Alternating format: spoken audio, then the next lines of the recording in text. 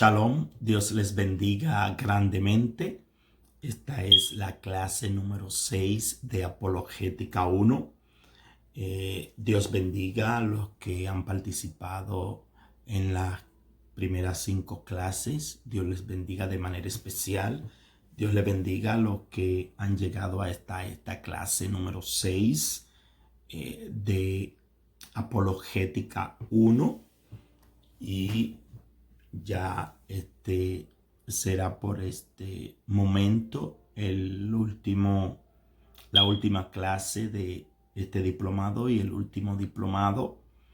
En lo adelante, a partir de la siguiente semana, ya a partir de haber finalizado este diplomado, vamos a continuar con la licenciatura en escatología.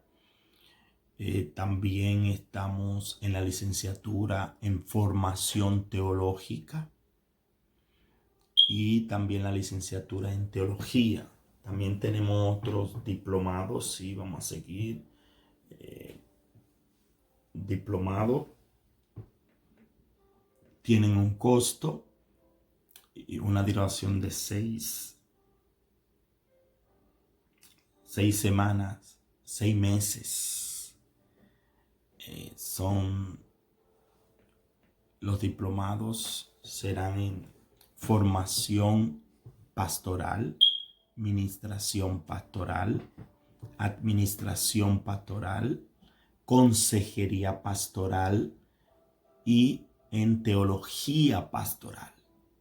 Esos 5 diplomados tienen un costo, duran 6 meses. Ya algunos han iniciado, van por la primera clase. Lo que tienen es horas de haber participado un día. Y si esos diplomados estamos iniciamos con el de formación pastoral. Y no solamente para ser pastor, para ser líderes también. Líderes capacitados, preparados en el crecimiento de la obra de Dios, en el crecimiento de los hermanos. Y para entender el manejo, ahí tenemos esos 5 diplomados. Estamos iniciando con formación pastoral.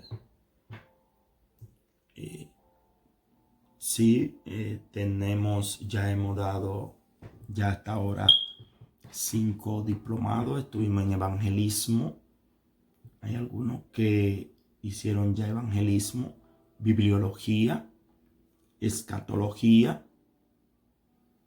apologética, que son 6, hebreo bíblico lo dimos, y consejería cristiana.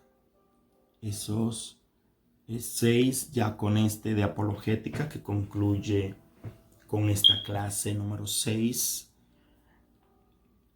Los que están participando formalmente, déjenos su comentario y le esperamos en uno de estos programas que estamos desarrollando. Y tenemos intensivos para líderes y pastores, para los que han terminado el instituto bíblico, para poder terminar la licenciatura en la mitad del tiempo. Pueden hacerlo.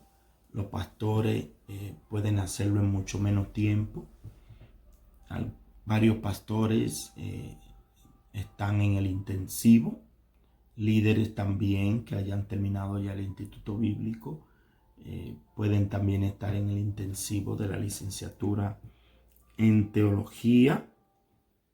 Y tenemos otros programas también, como es educación cristiana a nivel de licenciatura, maestría, doctorado Y también tenemos el PhD, que es el doctorado en filosofía en educación, pero también tenemos psicología cristiana, consejería cristiana, ministerio pastoral también en educación cristiana.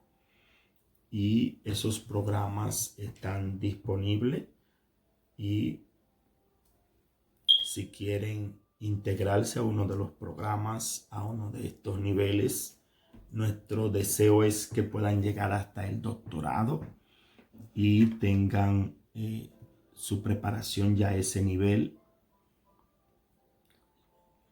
Vamos a iniciar la clase y vamos a leer la Biblia en 1 Corintios capítulo 2, versículo 14. Vamos a estar hablando de pasajes difíciles en la Biblia que muchos objetan como para decir que la Biblia tiene error o que se contradice. Tenemos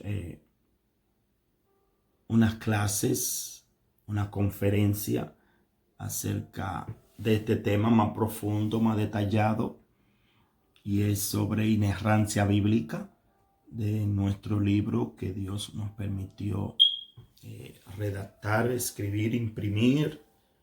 Nuestro libro Inerrancia Bíblica, inerrancia sin error, y eso es parte de apologética, en defensa de la palabra de Dios, en defensa de la fe. Y es que mientras estudiamos la maestría en teología, uno de los libros que se nos asignó para una de las materias fue un libro que nos decía que la Biblia tiene error, que la Biblia es errante.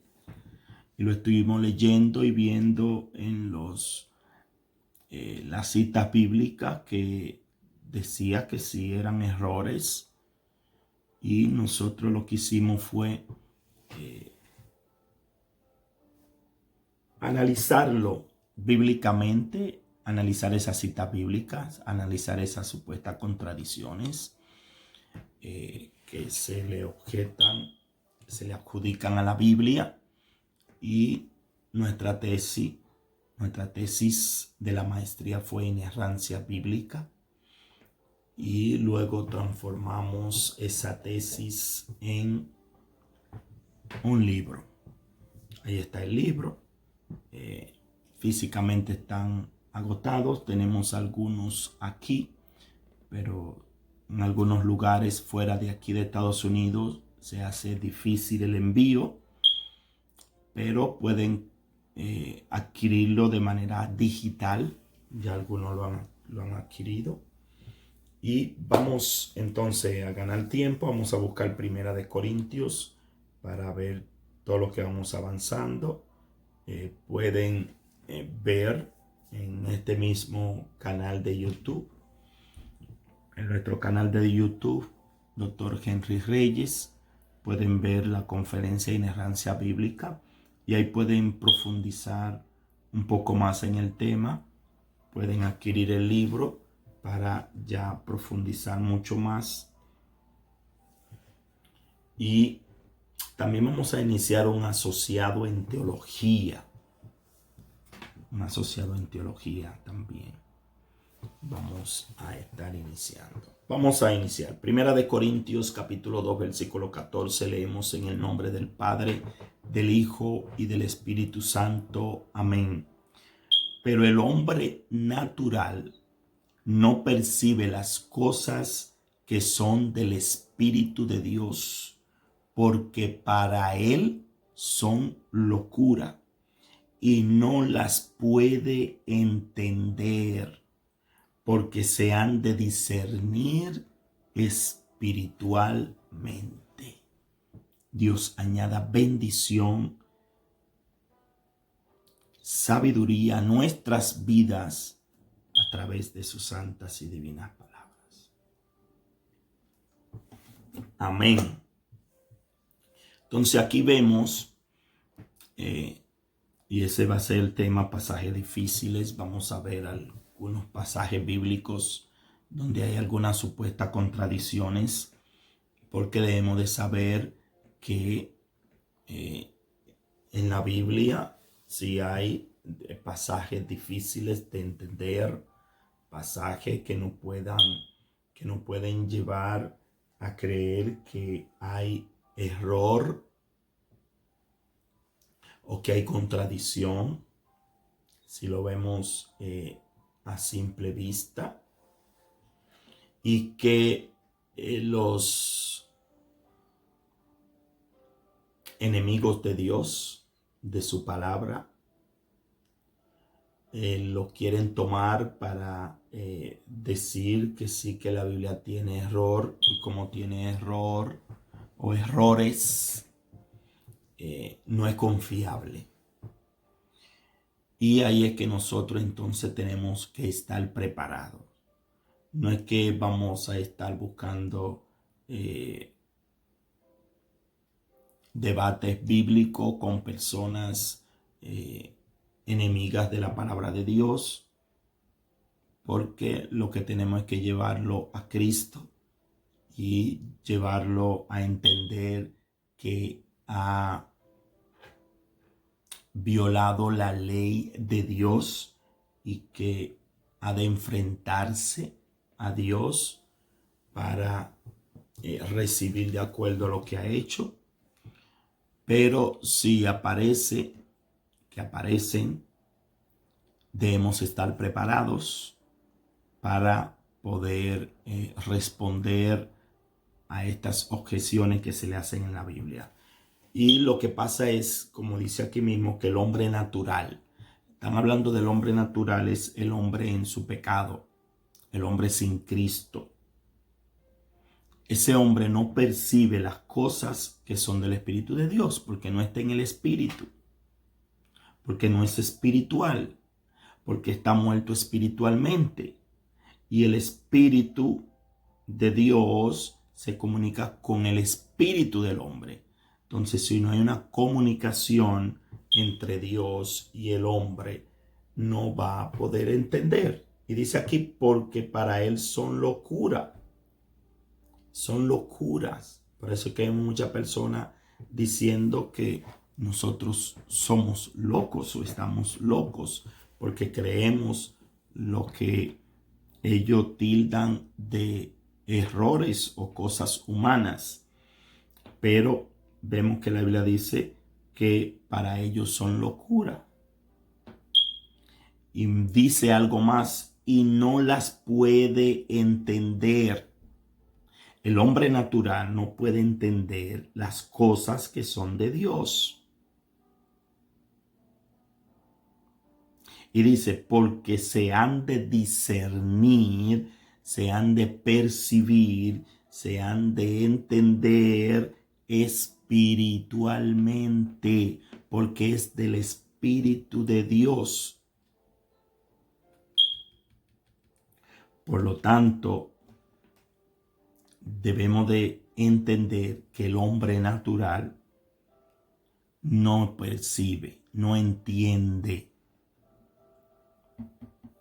no conoce las cosas que son del Espíritu de Dios. Dios las reveló, pero no la puede entender mientras esté en su naturaleza, porque han de discernirse espiritualmente, han de entenderse espiritualmente.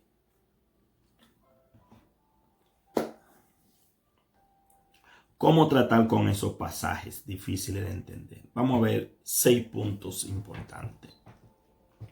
Número 1 es conocer lo que la Biblia dice textualmente. Lo que la Biblia dice en su original, que es donde sí la Biblia es infalible. La Biblia no es infalible en las revisiones, aún en la Reina Valera 1960. Hay errores. En el sentido, si los errores son errores, pero no que afecta y empaña la veracidad de la palabra de Dios. Porque al verlos podemos entender o comprender que hay algún error humano de traducción de personas que no fueron inspiradas por Dios, de personas que no estuvieron ni fueron presenciales, ni fueron dirigidos por Dios para hacer esto, pero que hacen revisiones de traducciones del original, sino no la extraen del original, la traen de una traducción. Entonces, al extraerla de una traducción, se pierde. Y para darle el chance a la duda y a que está bien y a que no fue intencional, vamos a decirle que fue un error humano. Entonces tenemos que conocer lo que la Biblia dice textualmente. Es necesario, sí. Número 2, asegurarse de lo que significa el texto. Tenemos que asegurarnos de qué significa ese texto bíblico. Hay que examinar el contexto, lo que dice el contexto. Y si aún se necesita más luz, hay que analizar lo que dice de esa palabra o de ese texto, lo que dice en la Biblia por completo. Número 3. No confundir error con impresión. Se puede ser fiel a las ideas, aunque no se usen las mismas palabras. Y sabemos que hay palabras que tienen diferentes connotaciones entre una lengua y otra, entre una época y otra época. Por lo tanto, no debemos confundir impresión con error. Si hay alguna palabra escrita o dicha de otra manera, por lo que connota en estos tiempos, no se le debe de restar mérito porque esté con un término diferente, pero que significa lo mismo y lleva la idea en la cual quiere transferir el mensaje que quiere transferir. Por lo tanto, no quiere decir que sea un error. Número 4. No confundir falsedad con perspectiva. Si hay ejemplos, si hay un incidente y alguien está ahí y si se le llama a testificar y él da de acuerdo a lo que él vio, su opinión, no quiere decir, aunque no dé todos los detalles, aunque no diga todo como ocurrió, sino que dio su punto de vista, lo que alcanzó a ver. Eso no quiere decir que su testimonio sea falso. Entonces, por eso hay que confundir falsedad con perspectiva.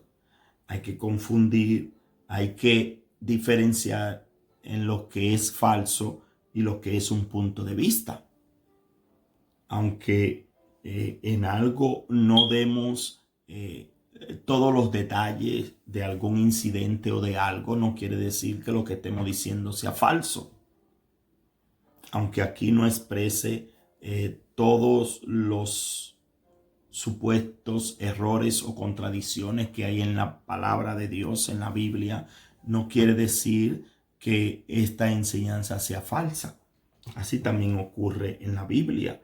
Vemos, y lo vemos muchas veces en los evangelios, pero que también vemos de un profeta a otro, de un escritor a otro, que ve algo de una manera y otro la ve de otra manera, desde otro ángulo, desde su perspectiva, aunque fueron inspirados, pero también intervino lo humano, lo que ellos vieron, aunque muchas de las cosas, bien dice la palabra de Dios, que ellos decían o escribían o transmitían, ellos no la entendían.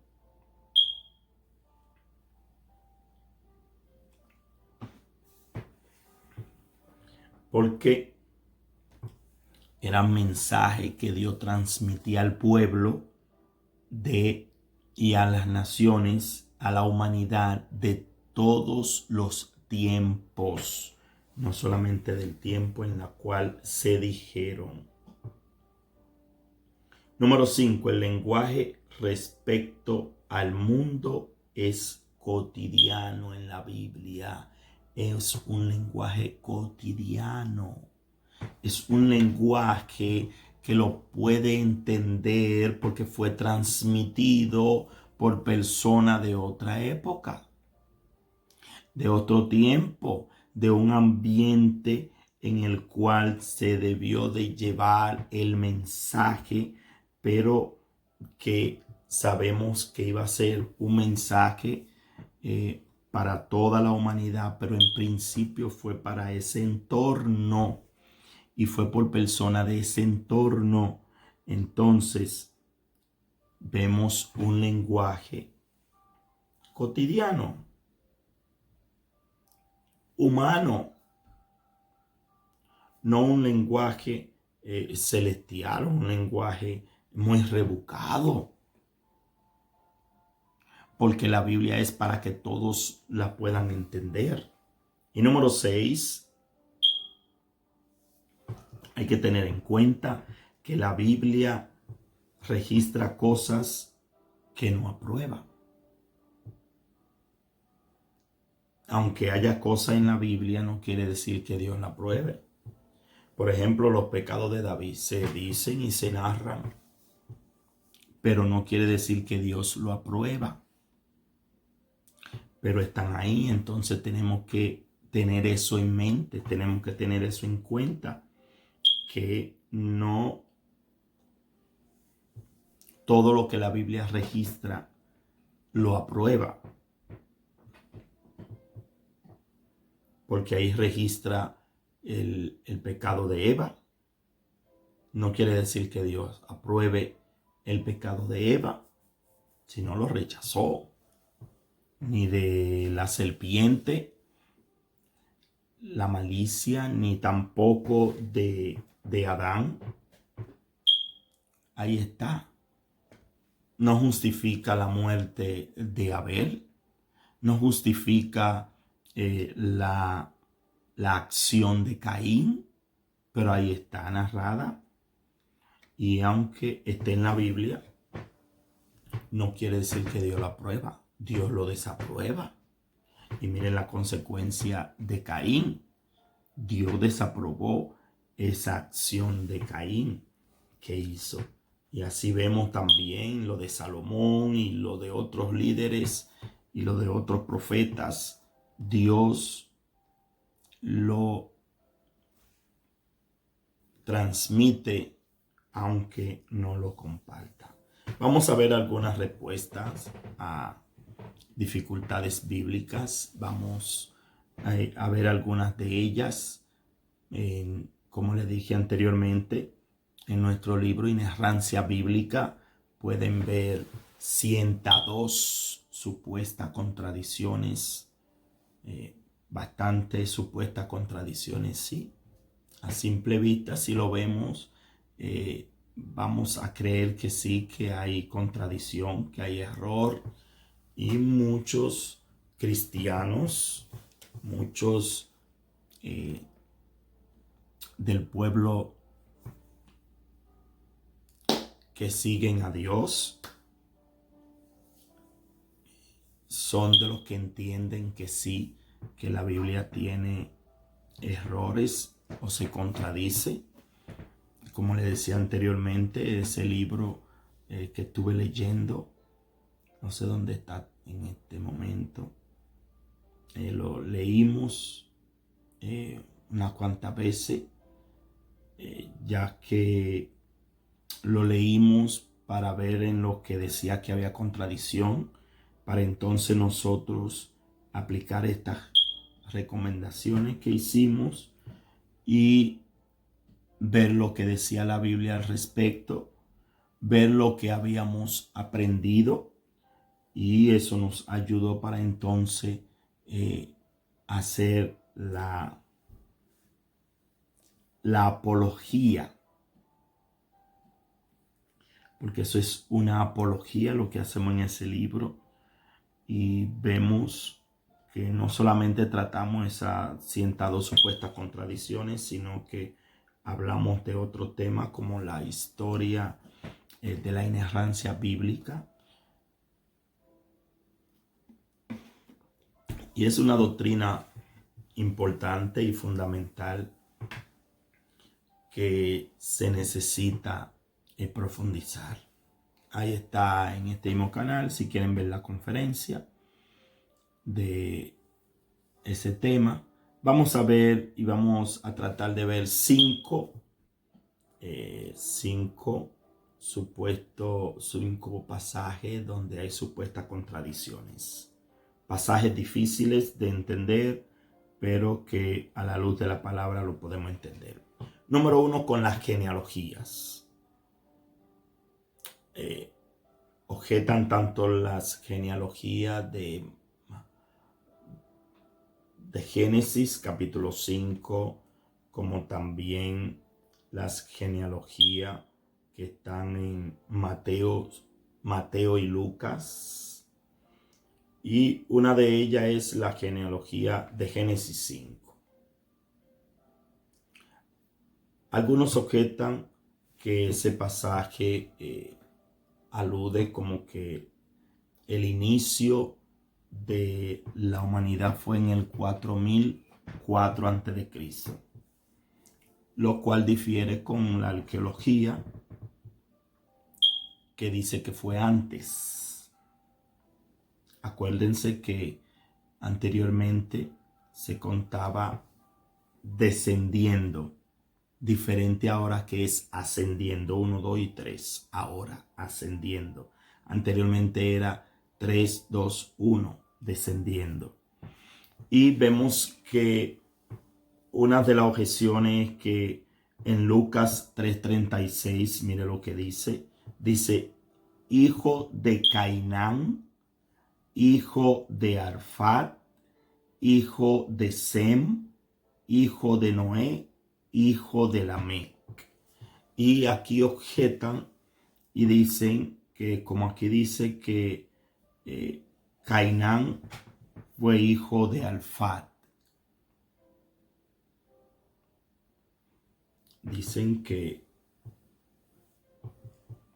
hay una contradicción, porque en Génesis 10:24 nos habla de otra cosa y dice que Arfad engendró a Sala y no a Cainán.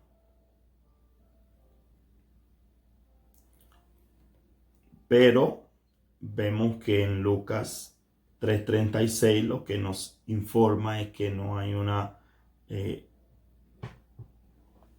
información completa en Génesis 10:24, que Arfad engendró a Sala y que Sala engendró a Heber, con Cainán hijo de Arfad. Pero Génesis dice que Sala era hijo de Arfad.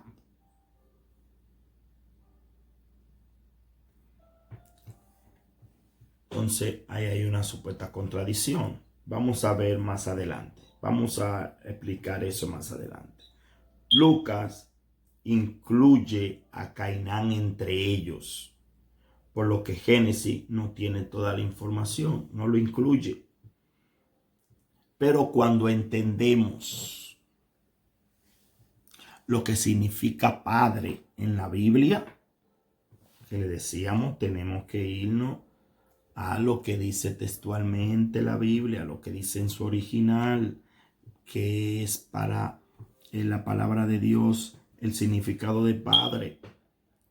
Y cuando entendemos el significado de padre en la Biblia, entonces despejamos esa supuesta duda. Y es necesario que sepamos esto, que cuando en la Biblia se habla de padre y se habla de hijo también, se está hablando de descendiente. Hasta un abuelo le puede ser descendiente, es decir, de un descendiente cercano. La Biblia le puede llamar padre o le puede llamar hijo, y lo que está hablando es su descendiente, no es que lo engendró. Y mire lo que dice Mateo 1:8. Vamos a ver otro ejemplo. Asa engendró a Josafat, Josafat a Joram y Joram a Usías.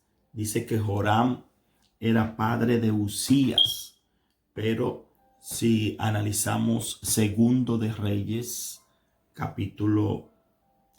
los capítulos del 8 al 15, si analizamos, vamos a ver que hay varias generaciones de diferencia entre Joram y Usías.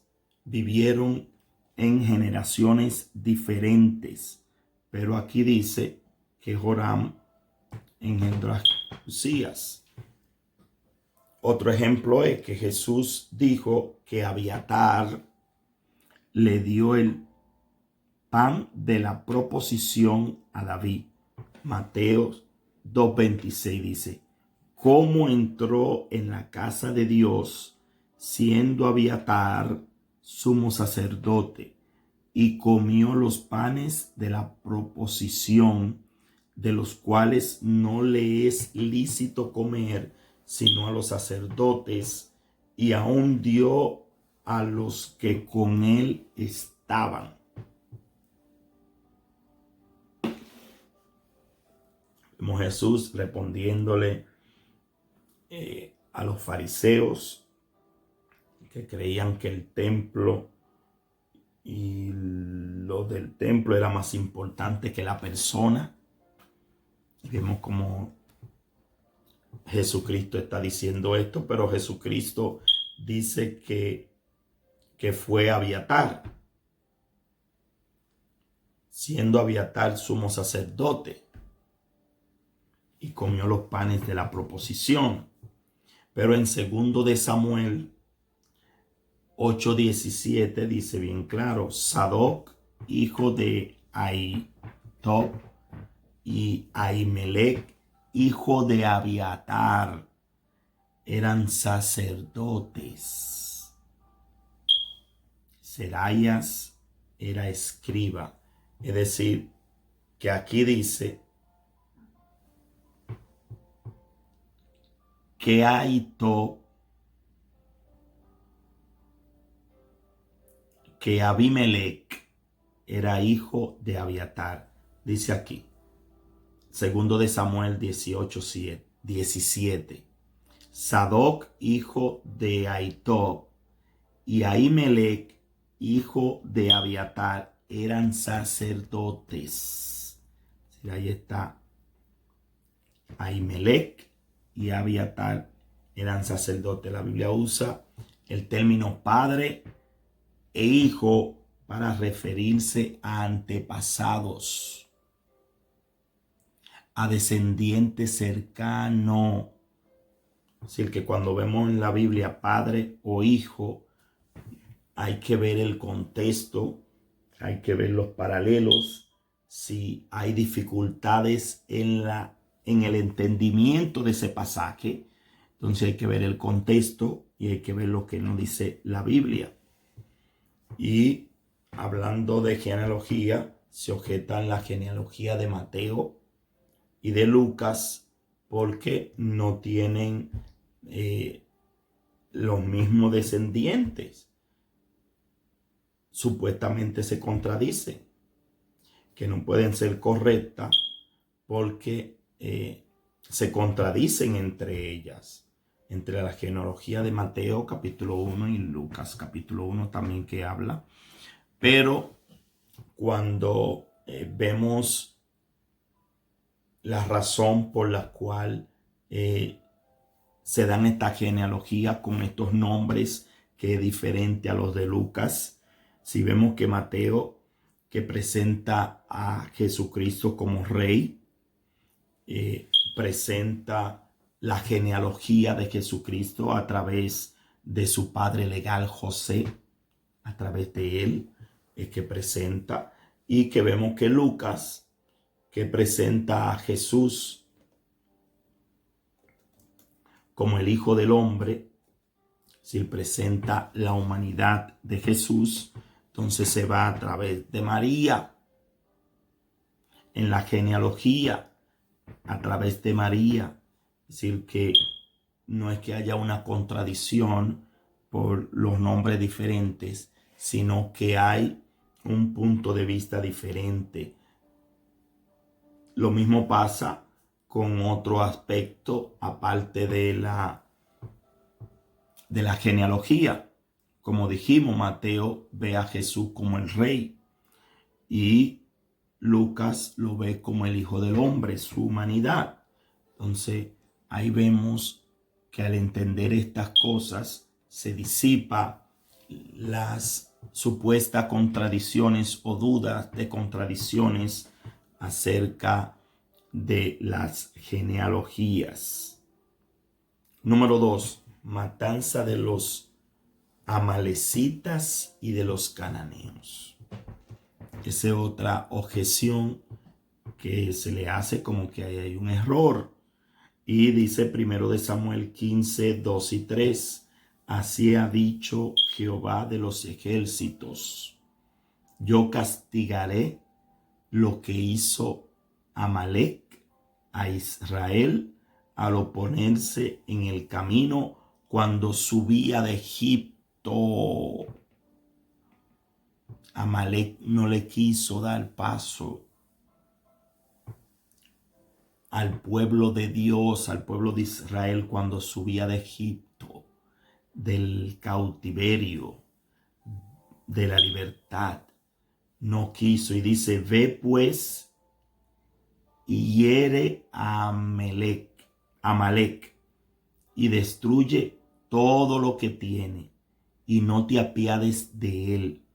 Mata hombres, mujeres, niños y aún los de pecho, vacas, ovejas, camellos, asnos. Lo que leímos al principio, la base bíblica que tomamos en Primera de Corintios capítulo 2 versículo 14, bien dice que el hombre natural no percibe las cosas que son del Espíritu, porque para él son locura. Y para muchos que objetan la palabra de Dios, lo ven esto como una locura, que cómo puede ser posible, que eso no puede ser mensaje de Dios, que eso no es, que hay un error, que eso fue el fanatismo religioso, patriótico de los israelitas que escribieron esto para eliminar a todos los amalecistas.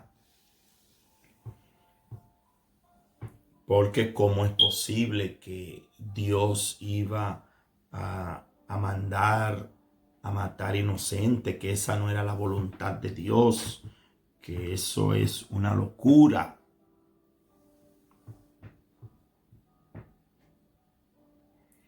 También vemos en Deuteronomio 7:2, Josué 6:15 al 21, 8:26, 27, 10:40, 11:12 y 20, acerca de los amalecitas y los cananeos que objetan diciendo que esa no podía ser la voluntad de Dios, eliminar a inocentes, que eso no cabe en la lógica humana, es correcto. El hombre natural no percibe las cosas que son del Espíritu de Dios, porque para él son locura. Han de discernirse espiritualmente, es decir, humanamente, viéndolo humanamente desde ese punto de vista, en verdad, es cuesta arriba. Es difícil, es como paradójico, pero debemos de saber, número uno, que Dios es soberano, que Dios es el dador de la vida y que Él puede quitarla a quien Él quiera.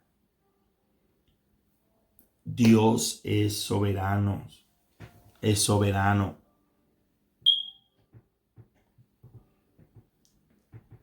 Y esa fue la voluntad de Dios. Y Dios en su omnipotencia, en su omnisciencia que todo lo sabe, en su omnipotencia que todo lo puede, basándonos en la omnisciencia de Dios, Él conoce el futuro, Él conoce todo. Y Él ordenó esto porque Él conocía, Él conoce la mente del hombre, el futuro del hombre. Y como Dios vio que el hombre era inclinado al mal, y vemos a esos amalecistas que fueron terribles con el pueblo de Dios, entonces Dios arraigó a todos porque sabía que se iba a levantar una generación que no iba a obedecer la palabra de Dios, no iba. Dios en su omnisciencia sabía que esa generación completa iba a mantenerse inclinado hacia el mal. Continuaría inclinado hacia todo lo contrario a Dios. Como dador de la vida, Dios la puede dar, la da a quien Él quiera y la puede quitar. Y según Levítico 18:25, tampoco los cananeos eran inocentes. Y Dios es un Dios justo. Y aunque desde nuestra perspectiva humana lo veamos de otra forma, no lo entendamos, pidámosles a Dios espíritu de sabiduría y revelación para poder entender esto. Porque a simple vista se ve como que no puede ser la voluntad de Dios. ¿Cómo es posible? Tal vez fue la voluntad del hombre. Objeción número 3 a la Biblia para decir que hay supuestas contradicciones. El censo de David. Esa es una, lo de la genealogía no está, pero esta es una que sí está en nuestro libro. Y dice segundo de Samuel. No me digas segunda de Samuel. Cuando yo escucho a alguien decir segunda de Samuel,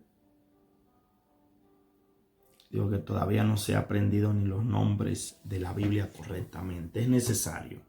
No digamos segunda de Samuel porque no es una carta, es un libro, un libro.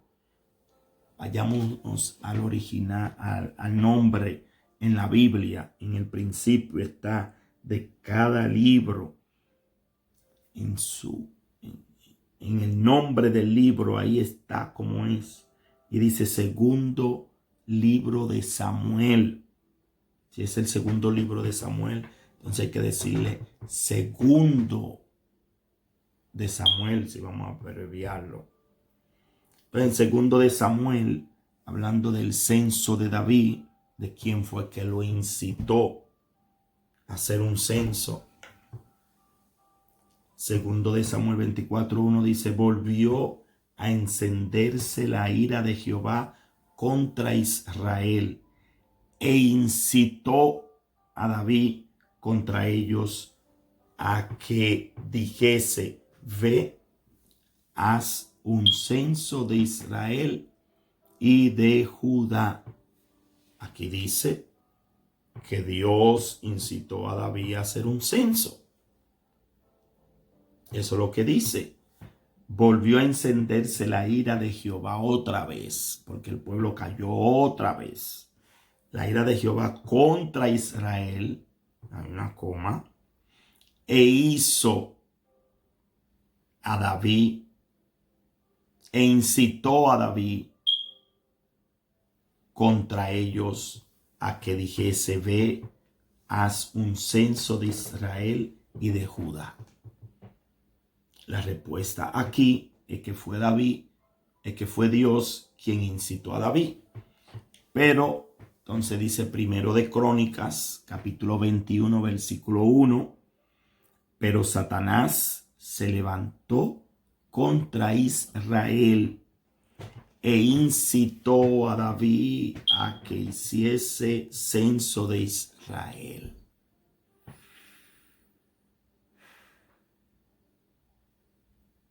Se dificulta la cosa, porque aquí dice: pero Satanás se levantó contra Israel e incitó, oiga, me dice lo mismo hasta ahí, e incitó a David. Mire, lo dice en 2 Samuel 24:1, en Primero de Crónicas 21:1, pero Satanás se levantó contra Israel. Porque Satanás siempre ha querido desviar a Israel de Dios. Dice: pero Satanás se levantó contra Israel e incitó a David a que hiciese censo de Israel. ¿Quién incitó a David? ¿Satanás o Dios? De manera activa, directa, fue Satanás. Satanás fue que incitó a David. David estaba en un momento de arrogancia. Había tenido tanta guerra ganada. Había tenido tanta victoria. Había conquistado tanto que se hacía alarde de su ejército. Y eso le abrió la ventana al enemigo para incitarlo a hacer un censo. Porque hacer el censo está confiando en su ejército. Está confiando en los hombres de arma y no en Dios. Por eso Dios no quería el censo, porque Dios quería que David se concentrara en Dios y su dependencia sea Dios de manera pasiva, porque Satanás no puede hacer lo que él quiere, que el Señor lo reprenda. Satanás, que el Señor lo reprenda, no puede hacer lo que él diga, sino lo que Dios dice. Por lo tanto, podemos ver que de manera directa fue Satanás quien incitó a David, pero con el permiso de Dios. Dios le dio el permiso y Satanás actuó. Así como Satanás tocó a Job, pero antes de hacerlo tuvo que pedirle permiso a Dios. Así podemos ver también a Satanás pidiéndole permiso a Dios para incitar a David a hacer un censo. O muchas veces Dios utiliza a quien él quiera para hacer algo. Y eso es lo que vemos aquí. No hay ninguna contradicción. Satanás lo hizo, pero Satanás no puede hacer lo que él quiere. Samuel, en 2 de Samuel, lo que está indicando es que Dios fue que lo permitió. Y en Crónica, lo que está hablando es de quién lo ejecutó. No que haya una contradicción, sino cuando entendemos eso, que Satanás no hace lo que él quiera, que Satanás no en ese sentido no es igual que nosotros. Que a veces nosotros hacemos lo que nosotros querramos.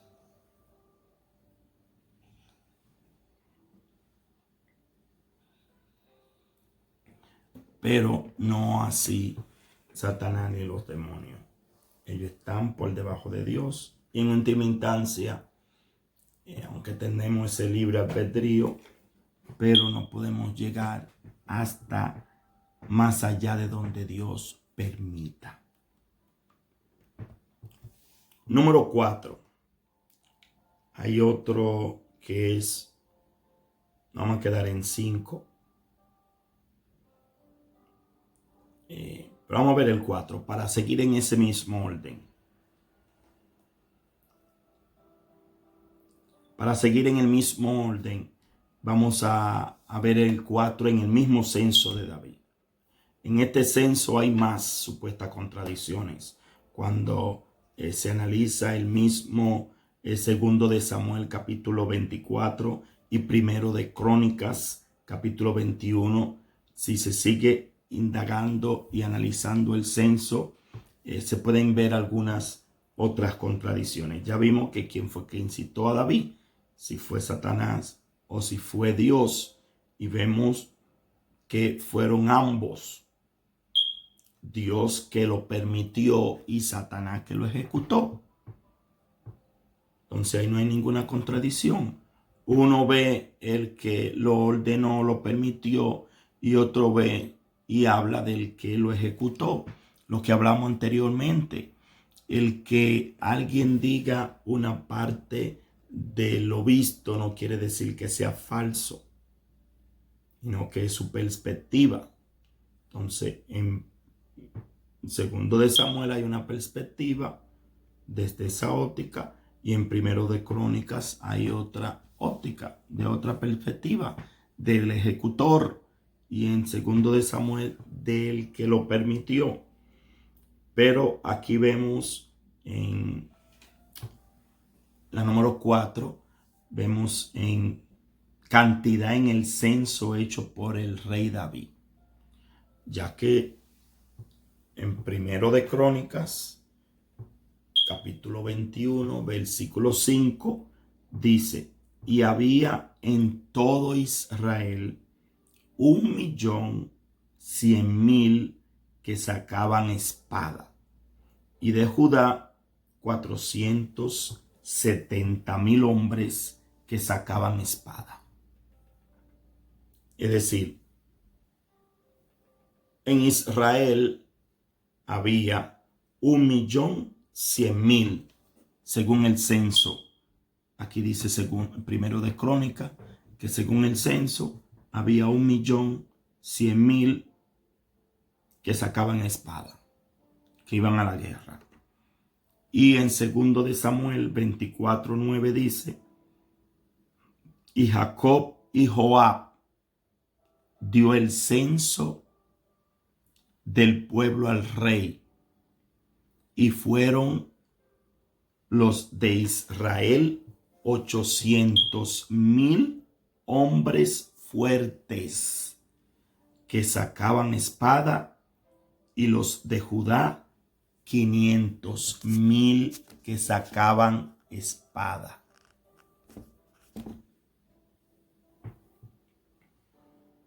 Vemos en Israel, vamos a concentrarnos.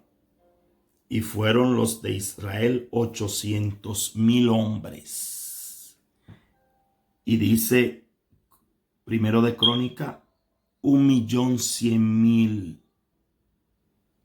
Entonces, aquí objetan, por lo tanto necesitamos ir en defensa de la palabra de Dios y plantear lo que en verdad conocer el texto nos ayuda a entender.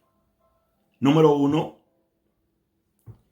que en segundo de Samuel ve una perspectiva. ¿Y qué dice? Y fueron los de Israel 800,000 hombres fuertes que sacaban espada.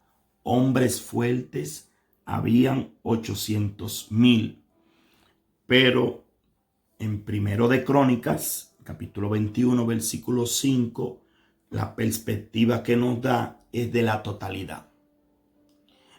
Mientras que en Samuel nos da una parte y se concentra en los hombres fuertes, en Crónicas se concentra en todos. Por eso dice 1.100.000 que sacaban espada. Pero en segundo de Samuel dice 800.000 hombres fuertes que sacaban espada. Es decir, que ahí no hay ninguna contradicción. ¿Cuánto habían según el censo? 1.100.000. Había 1.100.000. Entonces de ese 1.100.000 habían 800 hombres fuertes. No es que haya una contradicción. Si entendemos bien el texto, lo analizamos bien, vamos a ver que la diferencia es que Samuel, en segundo de Samuel, nos habla de los hombres fuertes y primero de Crónicas nos habla de la totalidad, de los que sacaban espada. Ahora vamos a dejarle esta de tarea. En Judá había 500.000 hombres. Según segundo de Samuel y según primero de Crónicas, había en Judá 470.000. 500.000, 470.000. 30.000 de diferencia. Se la dejo de tarea. Esa la analizamos en el libro Inerrancia Bíblica también. Acerca de la fecha de Éxodo, según Éxodo 1:11, entonces pusieron sobre ellos comisarios de tributos que los molestasen con sus cargas, y edificaron para Faraón las ciudades de almacenaje, Pitón y Ramsés. Entonces, los arqueólogos, o hay arqueólogos, muchos arqueólogos y algunos eruditos, dicen que fue en 1290 a.C., basándose en Éxodo 1:11. Pero lo objetan porque la ciudad de Ramsés fue donde trabajaron los israelitas. Por lo tanto, el éxodo no fue en 1290 a.C., sino que debió ser después de 1330. Aquí está hablando en la fecha del éxodo.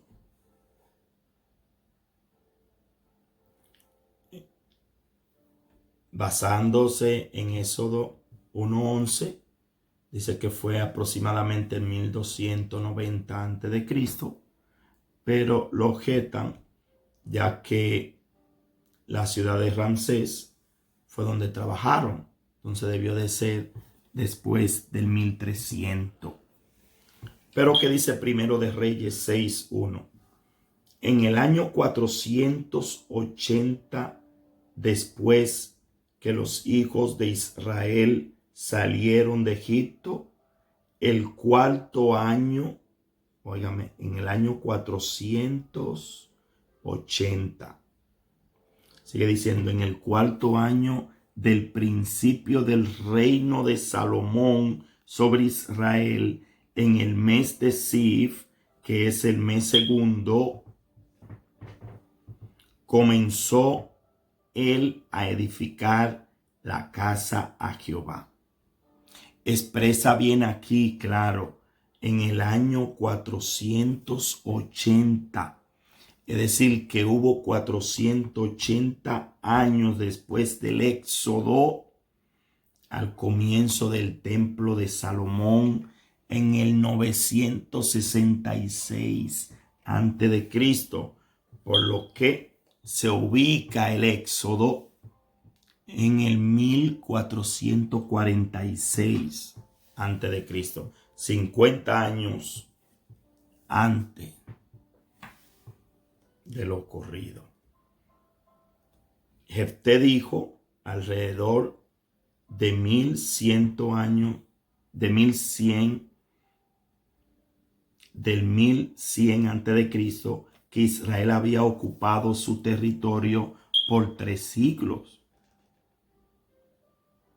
Entonces, 1100 más 3 siglos nos lleva al 1400, como dice Jueces 11:26, cuando Israel ha estado habitando por 300 años a Hesbón y sus aldeas, y a Aroer y sus aldeas, y todas las ciudades que están en el territorio de Arnón, ¿por qué no las habéis recobrado en ese tiempo?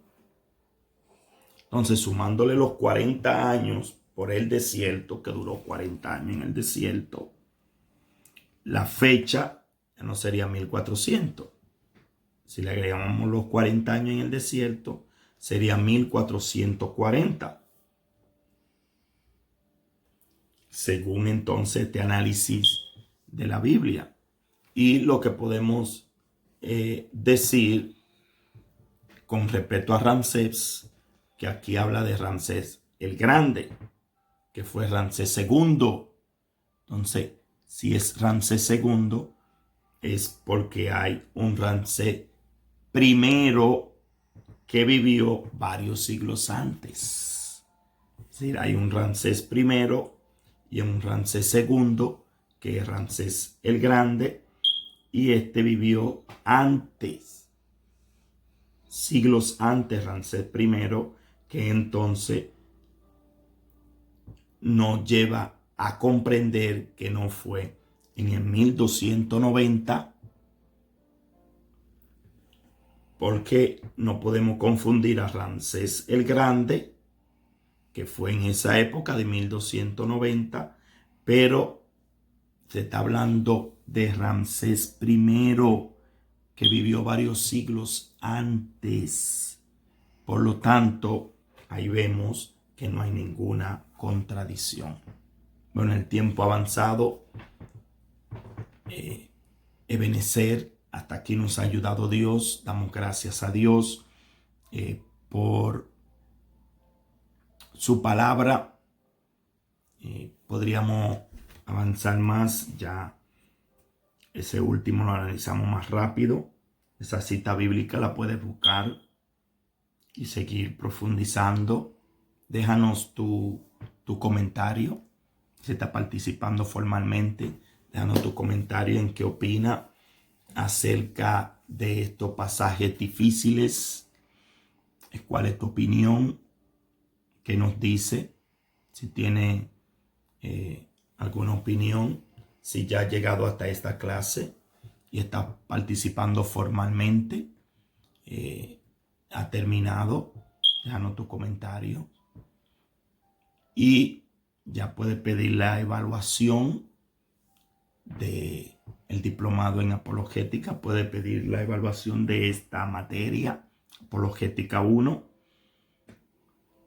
Si ya está preparado, si ya ha tomado las anotaciones necesarias, puedes pedirnos la evaluación, teniendo en cuenta que debe enviarla el mismo día que se te envíe la evaluación. Pídela, tiene unos días para pedirla. Si te ha atrasado por alguna razón, entonces puedes ver las clases anteriores, hacer las anotaciones, porque va a haber una evaluación para determinar la aprobación o no de esta materia, de este curso de Apologética 1. Dios bendiga de manera especial a los que han estado hasta aquí por estos meses. grandes testimonios, hemos visto muchas personas interesadas. Hay algunos que han tenido dificultades para terminar por las dificultades del internet, de la electricidad. En algunos países que se hace difícil esto, pero Dios le bendiga grandemente y esperamos que pueda, número uno, que haya sido de gran edificación para tu vida. Esperamos que pueda seguir avanzando en los estudios y que aproveche estas oportunidades que Shalom Theological University les brinda para poder capacitarse, para poder titularse. Las clases están ahí, pueden verlas, pero para poder recibir las certificaciones deben de inscribirse formalmente y hacer las asignaciones. Entonces, vamos a orar y damos gracias a Dios. Gracias, Padre, porque hasta esta hora, hasta este momento nos ha permitido llegar en la transmisión y en el estudio de tu palabra, esperando, Dios, que bendiga de manera especial a cada uno de los hermanos, de los amigos que ven estas clases. De manera especial, dale un espíritu de sabiduría y de revelación a aquellos que te sirven en espíritu y en verdad, y que puedan continuar creciendo en el conocimiento tuyo. Sigue guardándolo en medio de estas dificultades. En tus manos estamos, en el nombre de Jesús. Amén. Shalom. Dios les bendiga grandemente.